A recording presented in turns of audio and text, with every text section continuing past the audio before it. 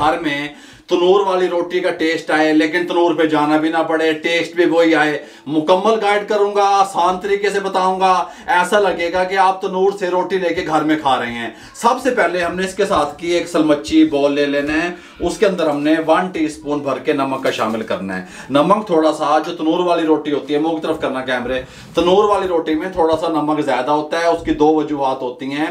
एक उसकी वजह यह होती है कि वो रोटी को थोड़ा सा नमकीन कर देता है नमक, और दूसरी वजह यह होती है कि तनूर के नाल चिपक जाती है। गल समझ आ रही है? चिपकने को अब इंग्लिश में क्या कहते हैं, या आपने मुझे कमेंट बॉक्स में बताना है। थोड़ा सा पानी शामिल करेंगे, ये थोड़ा सा, इतना सा बस, ठीक हो गया। अब हम क्या करेंगे, इसको अच्छे तरीके से इस तरीके से मिक्स कर लेते हैं। मिक्स कर लिया। हम इसके अंदर सिंपल आटा जो घर में मौजूद होता है, फाइन आटा जिसे आप कहते हैं, ये वो वाला है। एक गंदम वाला लाल आटा होता है, वो नहीं है। आप मैदे से भी बना सकते हैं, लाल आटे से भी बना सकते हैं, इससे भी बना सकते हैं। 2 कप हम भर के इसमें शामिल करेंगे।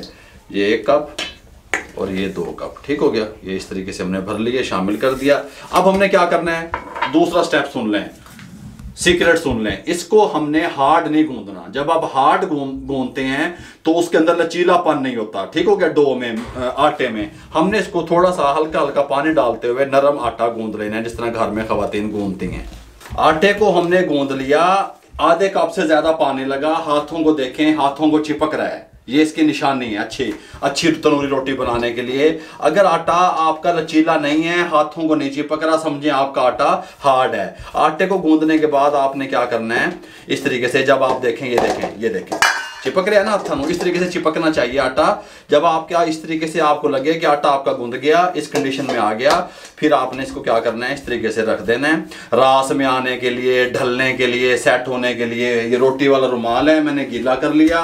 गीला करके उसको निचोड़ लिया, इसको ऊपर से कवर दे देंगे। अच्छे रिजल्ट के लिए 20 मिनट के लिए आटे को रेस्ट देंगे, ताकि ये मजीद ढल जाए, मजीद नरम हो जाए, सॉफ्ट हो जाए। उसके बाद मिलते हैं। अच्छा जी, अब इस टाइम पे आके 20 मिनट के बाद हमने क्या करना है, सबसे पहले हमने ये चकला बेलन जो आप समझते हैं, जिस पर रोटियां बेलते हैं, इस तरीके का, हमने क्या करना है, हमने यहाँ पे सबसे पहले एक रुमाल को बिछाना है इस तरीके से। ये देख लें, हम इसकी गद्दी तैयार कर रहे हैं रोटी लगाने वाली, ठीक हो गया। इसके ऊपर हम ये किचन का एक टॉवल है, ये रख लेंगे इस तरीके से, कोई मसला नहीं है। इसके ऊपर ये बेलने को उल्टा करके रख देंगे, इसको यहाँ पे अच्छे तरीके से बांध देंगे।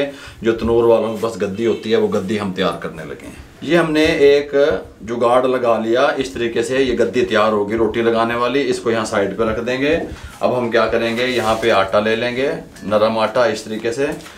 बिस्मिल्लाहिर्रहमानिर्रहीम। दरमियाने साइज का एक पेड़ा उठाएंगे, पुष्के को कोशिश करेंगे थोड़ा लगाएं, इस तरीके से पेड़े बनाएंगे।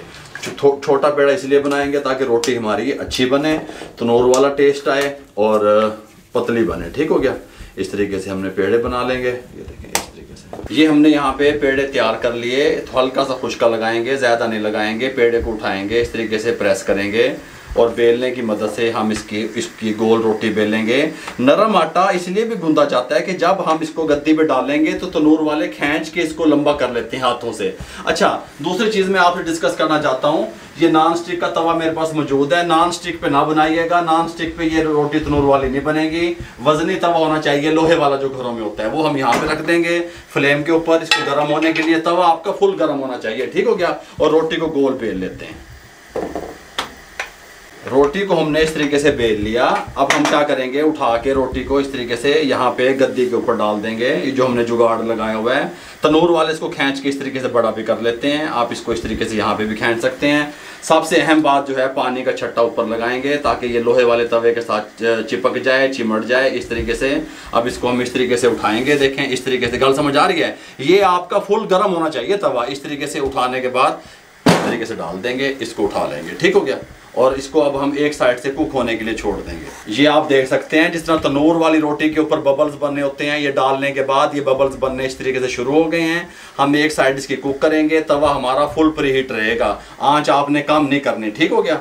ये हम यहाँ पे दूसरी रोटी भी बेल रहे हैं और ये वाली रोटी भी हमारी कुक हो चुकी है, अच्छे तरीके से फूल चुकी है। इसको आपने इस तरीके से उठाना है, जिस तरीके से तनूर पे सिकती है रोटी। ये देखें, मैं आपको इधर से दिखाऊं, इस तरीके से साइड से करके इसको हमने सेकना है, ठीक हो गया। अब ये गिरेगी नहीं, इस तरीके से भी सेक सकते हैं, इस तरीके से सेक लें, आपकी मर्जी। इस तरीके से साइड पे खड़ा करके सेक लें, आपकी मर्जी। हमने इसको तकरीबन 20 से 25 सेकंड के लिए सेकना है ताकि इधर से भी रोटी हमारी कुक हो जाए।